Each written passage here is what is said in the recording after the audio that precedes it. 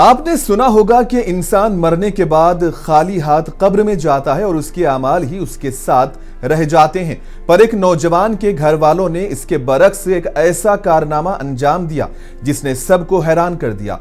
मुबैना तौर पर घर वालों ने रॉयल एनफील्ड से बेपनाह मोहब्बत करने वाले नौजवान की लाश के साथ कब्र में वही रॉयल एनफील्ड गाड़ी भी दफना दी जिसे वो अपनी जान से ज्यादा अजीज रखता था। बताया गया है कि एक नौजवान जिसे गाड़ियों से काफी मोहब्बत थी, उसकी मौत पर उसे शानदार विदाई दी गई। गुजरात के नाडियाड में शाही अंदाज में एक बाइक लवर नौजवान को इस तरह से अलविदा किया गया कि मोटरसाइकिल से मोहब्बत करने वाला हर शख्स यही कहेगा कि ये हकीकी और आखिरी सवारी थी। 18 साला क्रिश परमार, जो कि रॉयल एनफील्ड का जुनूनी था, एक सड़क हादसे में हलाक हो गया, लेकिन इसके घर वालों ने इसे ऐसे विदा किया कि सभी हैरान हैं। इसके घर वालों ने इसकी मोटरसाइकिल कब्र में रखी और फिर मुर्दे को भी दफन किया गया, जिसे देखने के बाद लोग इस पर तरह तरह के तबसरे कर रहे हैं। वीडियो वायरल है और मुनसिफ टीवी इसकी तस्दीक नहीं करता।